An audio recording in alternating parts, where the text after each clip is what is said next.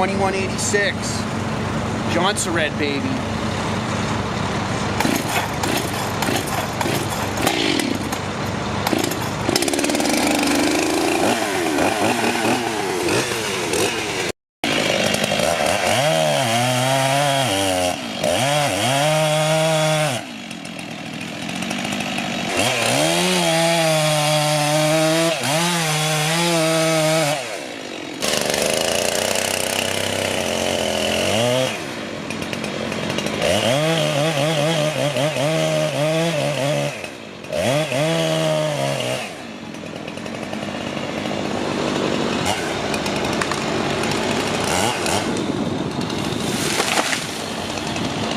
Perfect.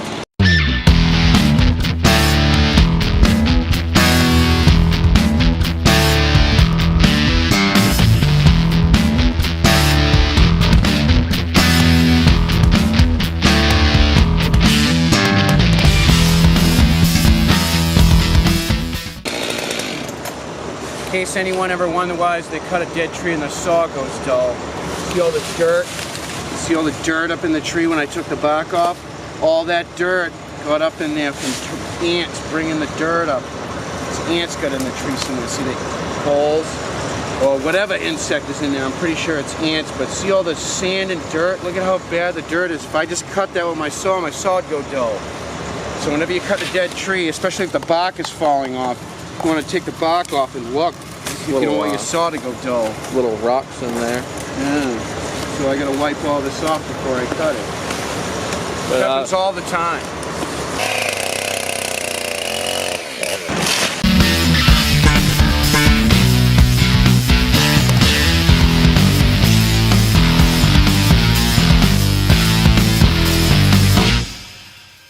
Alright, so now he's up in the bucket because can't drop that out. Has a pretty hefty back lean towards the house fence and the shed.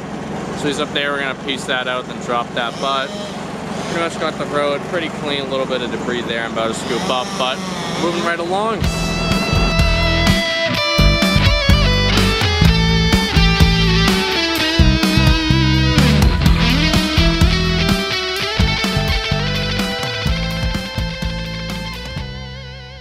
Two now.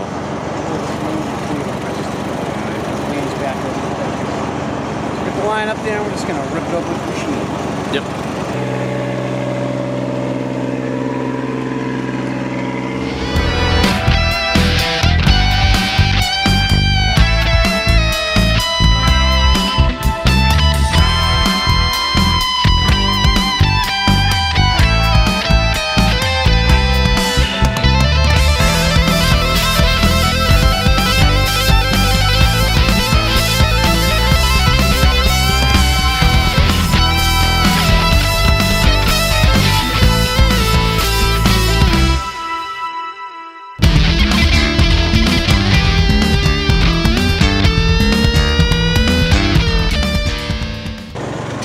Alright, so we're almost done on this side. We got that one last pine right there. We're going to throw a line in of the bucket right now. It's pulled over.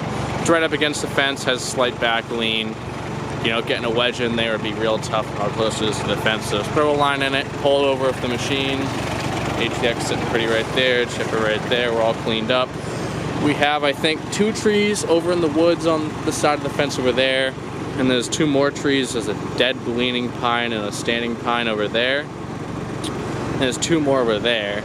So we're not going to finish this all today. We got a real late start because we had to do a bunch of maintenance in the morning and putting the fuel tank back on a chipper because we were fixing a little leak in it. You know, we've been having fuel issues. We had to install an inline filter a while ago and we just keep having to replace them because somehow something got in our fuel tank, and to have it flame cut open and welded is that's a bit of a process. He said, you couldn't hear it, but it was a very, very, very small crack, so it's JB welded for now, but eventually that tank's going to have to get ripped open. It's a Band-Aid. It was a Band-Aid.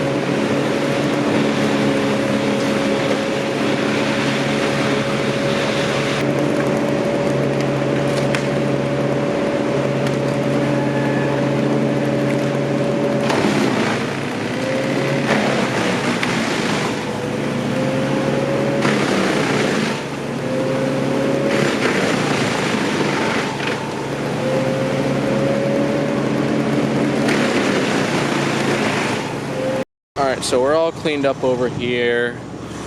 Everything's done, but we have one last tall, skinny pine. See if I can get it on the camera. That tall, skinny pine right there is sitting right up against the fence. Not sure if you can see it through all the brush. I'll move over a little bit, but right there, right up against the fence. So it's gonna be a quick hand climb. Probably not gonna film much of that besides the top. I'm trying to preserve my battery. But we're all done over here. We have an add-on at the neighbor's house, but we're not gonna film that because it's so small. It's just one like 60-foot tall oak. We don't cut and dry off the bucket, but after that, move over to that side of the yard. Probably call it a day after those two trees, and tomorrow we're gonna come for the ones in the back. We're gonna use the Old Still 015L. So that'll be pretty fun, but let's get going with this. Right next to the fence. Get much tight area. Try to throw everything right down that little teeny hole. Forgot about this one too, but got this little oak too, but it's not really that bad. We'll throw everything down in here once he's done with both trees. Come in with the machine, chip everything up. That'll be oak.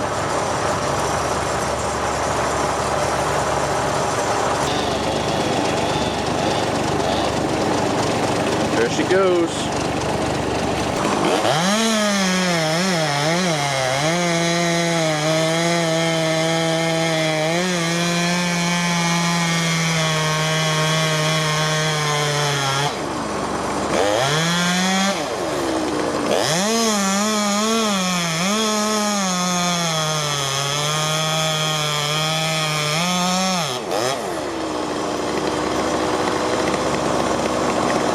Goes. Nice. Baby. Still 015 quick stop. The quick stop. Let's see how she does up in this tree. Climbing like it's 1984 or something. I don't know what year this thing is. It was around the 80s. I don't know, but she's an oldie.